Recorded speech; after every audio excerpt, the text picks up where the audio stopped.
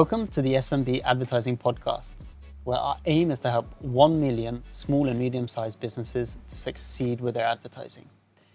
My name is Mike Damjanovic, and I'm the host of this really special podcast, which is aiming to deliver value to our listeners and those who are viewing. So today I'm really excited for today's episode. In the studio with me I have Jegvan Gunnarsson. Welcome. Thank you. You're the head of experience at Smok AI. You have a bachelor in international marketing at BI campus in Bergen. Yes. Previously worked as chief marketing officer and head of inbound sales at Ticket Co. And fun fact, originally from the Faroe Islands, youngest of 6 siblings. Yes. Welcome to Oslo. Thank you. Although you are living here, and welcome to the podcast. So today we're going to be speaking about attention, the key to brand growth. And as we were speaking about just previously, when we say brand, that can be company growth. Yeah. It's not just for large companies, it is for small, medium-sized companies. So I think the best way to start this conversation is let's jump in and why all this talk about attention? Yeah.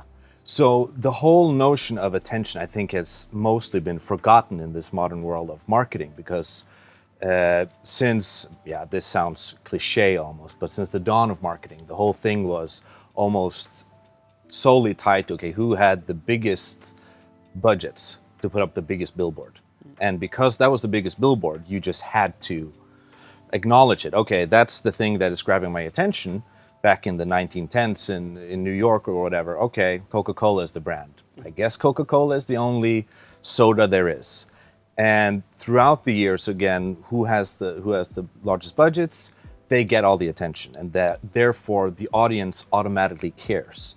But in a world where we now live in, where it's so individual what people actually look at and what they care about, the metrics we're still using online today, like reach and impressions, are still being thought of as, that means that people are actually paying attention. But that's just not the case, as we've seen all the talk in the later years about the attention economy has risen up. And that's why I'm so fascinated about the fact that we are still so caught up in trying to get people to react or give us an action for stuff, but we have never actually earned their attention at the end of the day. So that's why this is so fascinating to talk about. Just people just remembering the fact that an impression is not automatically, you have been actually noticed. What you actually showed in that ad or what you actually showed on your website was actually taken in by the audience. So that's the main gist of it, I think. And you've written a really good article that's published, and we will of course link to it, about attention. But you mentioned some key numbers there about how many ads people are exposed to in a day. Remind me of those. Yeah, so there was a lot of research done from the 80s and the 90s and the 2000s up until I think the latest figures were from 2017.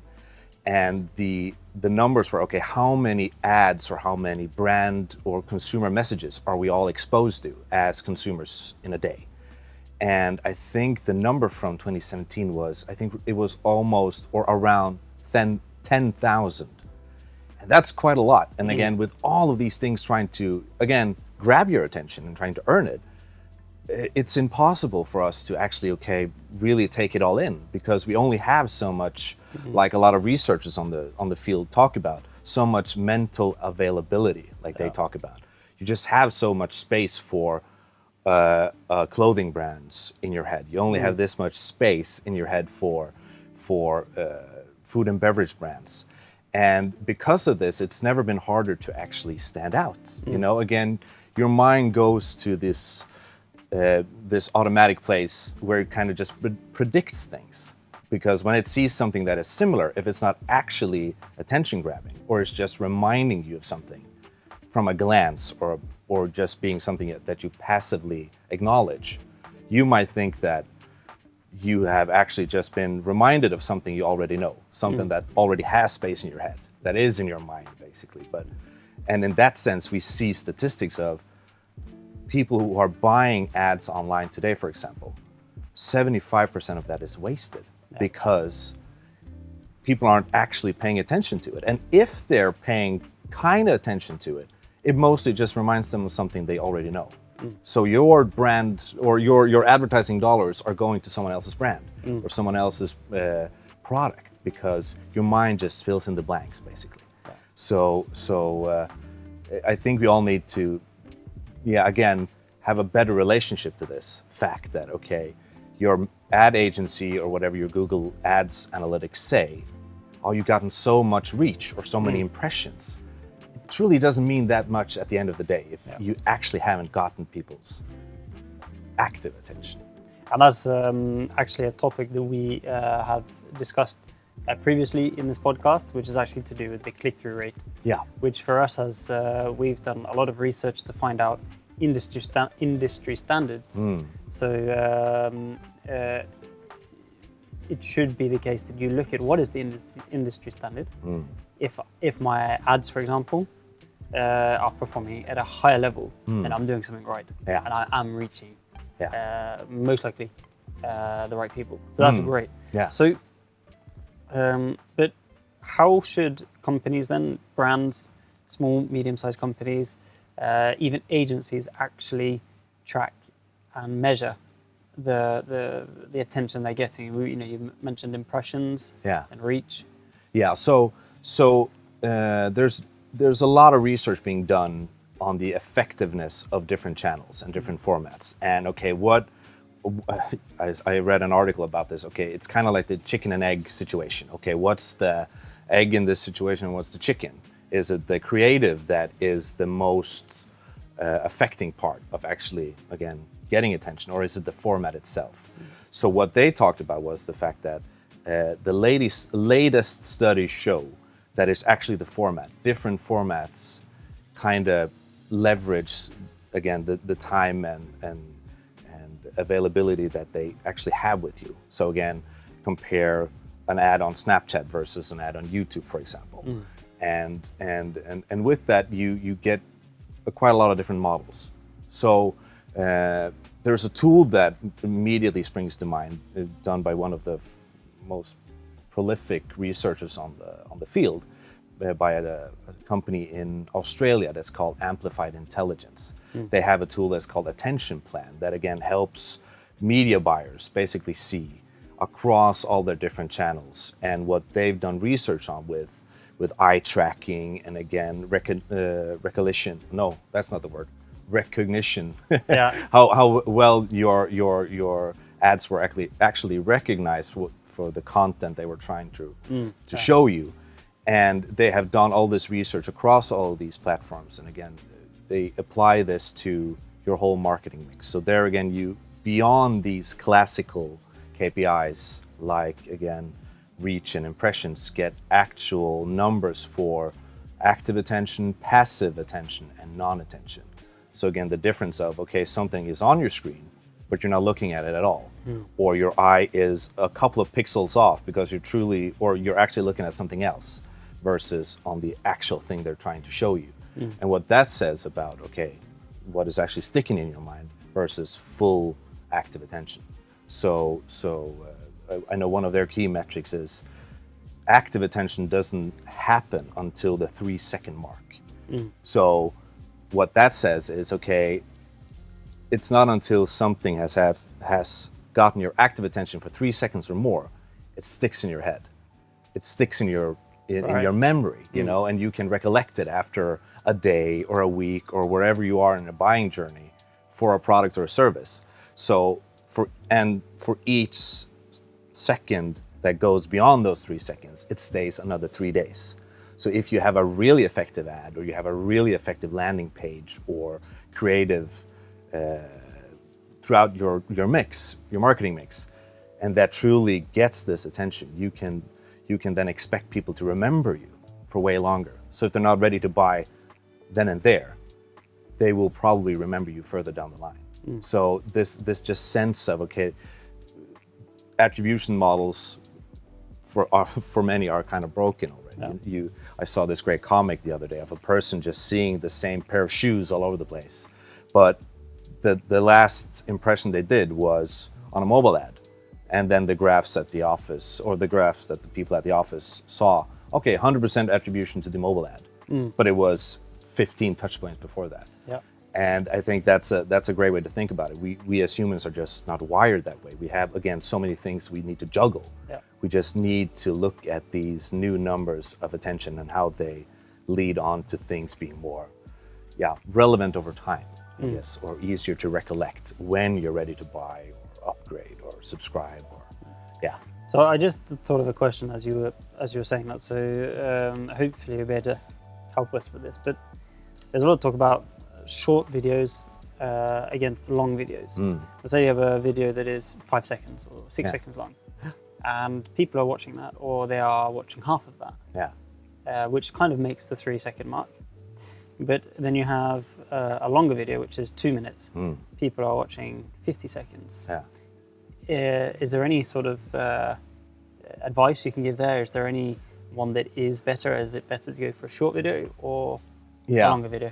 I think in that sense, it was a great comment by someone that says, okay, people have so short attention spans. The younger generation has so short of an attention span. But what we actually, all of us have, is a short consideration span.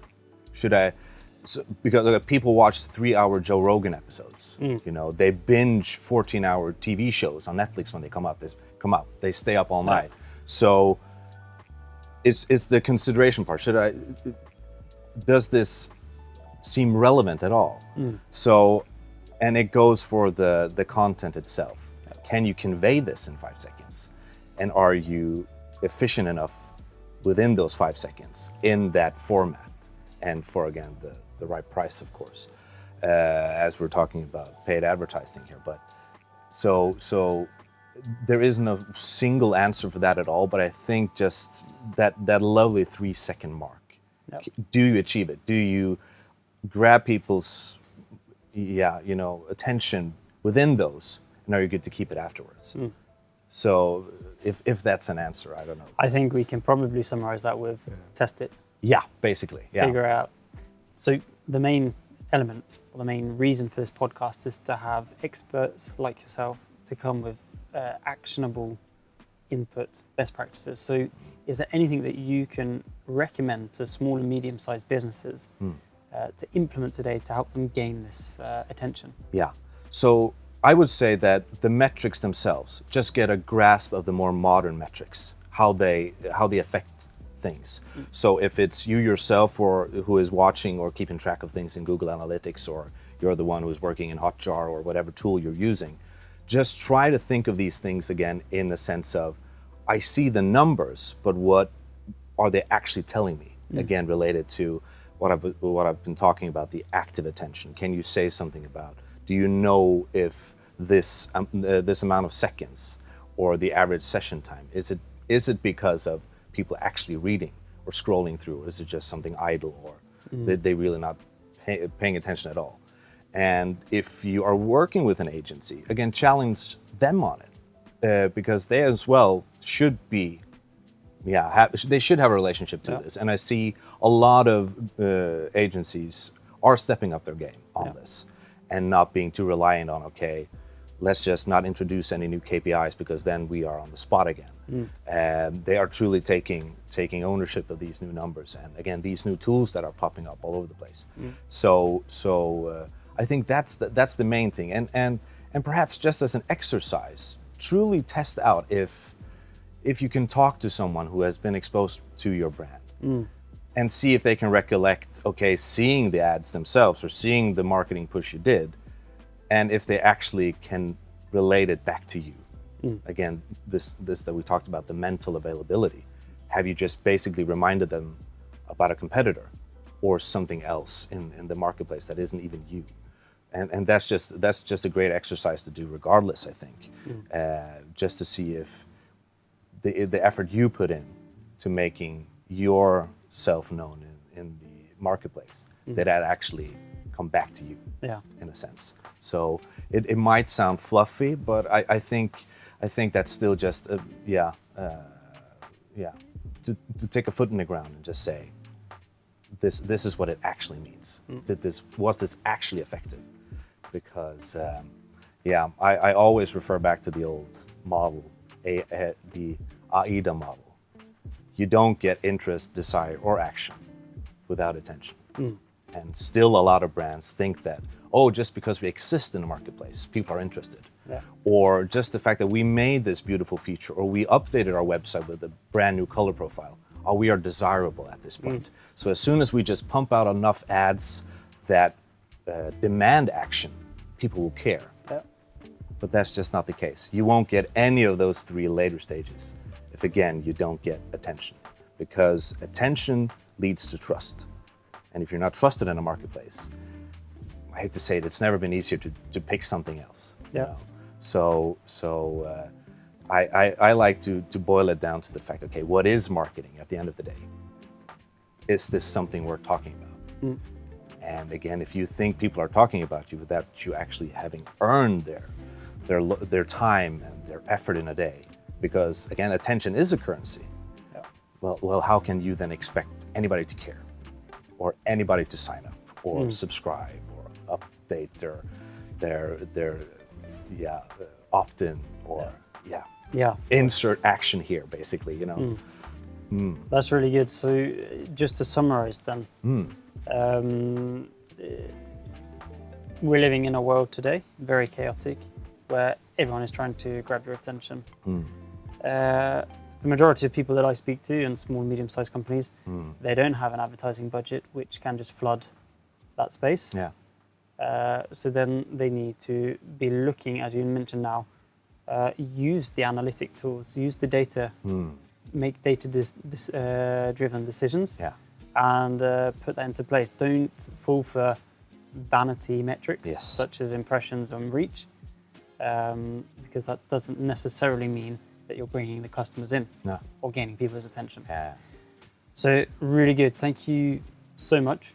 Thank you for coming in. It's been a great talk about attention and the key to growing your company to brand growth, together with Jegvan Gunnarsson. And we will be linking to your article that you wrote about attention, as well as your LinkedIn profile and to Smok AI, which are obviously some of the best at grabbing attention in today's world. Glad to hear. Perfect. Thank you so much for listening, guys, and we'll see you next time.